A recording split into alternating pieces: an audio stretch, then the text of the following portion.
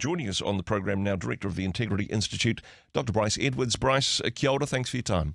Maureen, Andrew. This is perhaps an integrity issue, although I don't want to jump the gun on this. I know that there's strenuous denials in some quarters. There's still an investigation to happen, although from the outside, I suppose it doesn't look good. What do we know so far, Bryce? I think it's important just to go back to what Whānau Ora is and its origins and what it's meant to do. This was a new form of provision of social service funding that was developed under the John Key government in conjunction with what was then called the Māori Party, which we now talk about as Te Pāti Māori, and Tariana Turia, the co-leader. This was her big passion, and she convinced National to implement this new kind of devolved system of funding whereby Te Puni Kōkiri, which is the Ministry of Māori Development, would allocate lots of funding to these agencies in the community, which would then work out what other community organisations are best placed to deliver social services.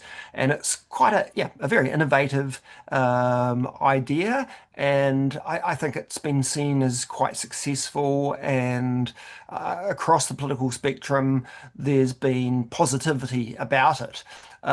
But any sort of government funding scheme does need some sort of scaffolding. It needs some accountability. It needs to make sure that it's delivering the right outcomes. And of course, this funding is supposed to be to enhance communities, to improve well-being, if you like, especially in terms of things like health and education, and those in need.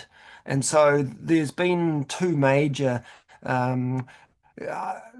organisations that were chosen by the government that would give this money out. And one was a South Island Whānau Ora provider. The other one was a North Island one. They've been doing that, I think, for 10 years. Yeah, basically. And there's always been some questions about whether they're the best providers or not, but the current government has actually decided to put those contracts up for retender. So they did that quite some time ago. I think it might have been last year. And that actually resulted in different community organisations getting the new contracts.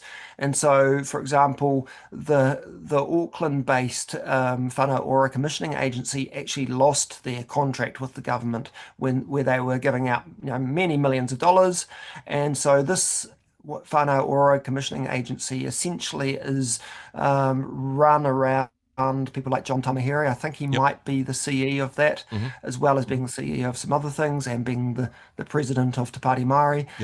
So they've lost that contract, but their funding hasn't actually run out yet. They're still funding lots of different things. But there's been a couple of those funding decisions that have come to light in the last week or so, one of which has been that they are funding all sorts of advertisements, a promotional campaign to get people, those with Māori ancestry, to switch from the general election role to the Māori electoral role.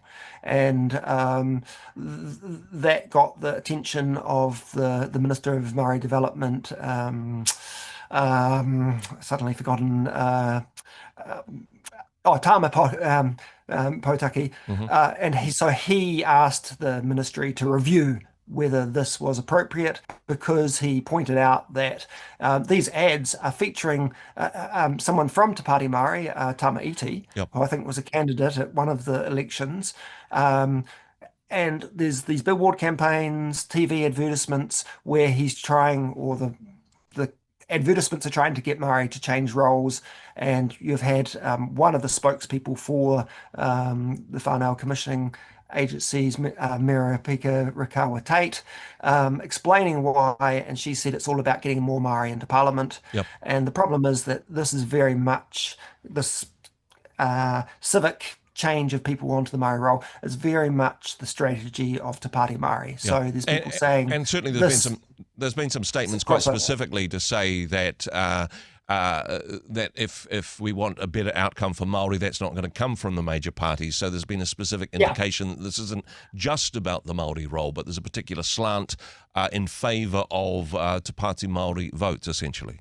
Yes, look, I think the whole operation is dubious. But when we had that statement saying about that some of the major parties aren't good for Māori, essentially, that was a clear slam dunk, as far as I can tell, that this was inappropriate spending, that this was partisan. Before we go any further on this, do you think this is a case of, hey, they saw the writing was on the wall? In fact, the contract wasn't going to be renewed.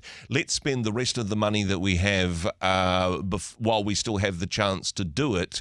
Do you think there was a little bit of a case of this rather than something systemic that goes back further into the history of Te Whānau Ora and the commissioning agencies? Look, that's my suspicion. I haven't heard anyone else vocalize that, how you just have, but I think that's how it looks. And certainly there is, some bitterness, which is just human nature from the agencies that have lost their funding. They don't think they should have lost the funding. And so, yes, maybe that's flowing through to some egregious decisions on how they spend some of that final money. But I mean, I'll just quickly point out that, public agencies, taxpayers' money needs to be very carefully spent on anything. But when it comes to the political sphere, it has to be very careful that it's not politicized, that it's not going to, aid any particular political player. And that's why we have the Electoral Commission. And so we have the Electoral Commission, which has some very strong, stringent rules, and it carries out these roles of running the Māori role and encouraging people to move over to it. It's not normally other government agencies or funding that is used. I mean, it shouldn't be political, but honestly, Bryce, you of all people know that everything's political, honestly. Yeah. But it's the partisan part. Exactly. Although things have changed a lot in terms of the political landscape since Whānau Ora was started. Back then, the Māori Party was in a relationship with the then national government. Things are certainly very different than that now. Is there a little bit of a political stirring? It's not just, yes, we're reviewing the contracts, that there is a little bit of politics in the way in which the change of who the commissioning agency has changed? Is there a little bit of politics behind this decision in your view? I don't think so. I think if Labour was in government at the moment, who of course are now somewhat aligned to Te Pāti Māori, that they would be doing something similar. And it's interesting that the Labour spokesperson on this, Penny Hanare, has pretty much endorsed the government's actions on this and said, yeah, this is the right thing to do. So to me, it's not in any way national, just using this to hit Te Pāti Māori over the head. And I think they're doing the right thing. And I think we should also mention that it's not just about Te Pāti Māori. It's not just about the Whānau Commissioning Agency. There's some other questionable funding arrangements that are coming to light. So one in particular, which I still haven't quite got my head around, so I'll speak carefully, is this money isn't just for Māori, it's for other communities. And so Pasifika communities, for example, also get funding. And so in Auckland, there's also some other funding that is through, I think it's the Pasifika Futures agency.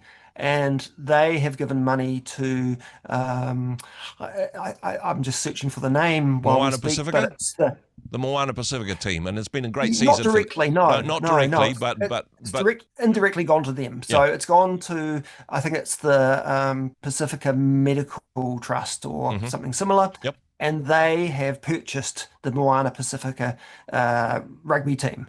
And some of this funding from Whānau Ora, which is meant for disadvantaged communities, has inevitably been put into the Moana Pasifika franchise, if you like. And there's lots of questions about whether that's appropriate. Yep. I think there's been some denials from Moana Pasifika that the money has been spent inappropriately in that rugby team, like that's not being spent on the expensive players. I think the idea might be that it's being spent on other associated activities, maybe community outreach Yep. or so forth. So I think there's a bit more to come under that story, but certainly the connections between different people on the boards that have been related to this funding have been a bit too close. And Yes. so there's a number of individuals that are on those different that have overlapping roles on those different roles, and we've had some of the employees that have been paid out of this funding, and so there's a lot of different I think potential conflicts of interest Yep. that aren't really desirable to give public trust, give public confidence that this money is being used in the best way possible. And I suppose that's what is being explored when it comes down to it, is the money being set aside, that's been set aside, being used for the purpose that it's intended, or do we have the transparency, do we have the accountability to be able to have the checks and balances in place? And like I said before, maybe this is oh, well, we've lost the contract, let's spend the money on whatever we like before we have to hand over the keys. But yeah, maybe some other things yet to be revealed in this space. I mean, generally though, it's good news that we're having this conversation. It's good news that we're able to shine a light on it. Well, hopefully, Whānau Ora will continue to make a positive impact in the communities it serves. I think that's exactly the point.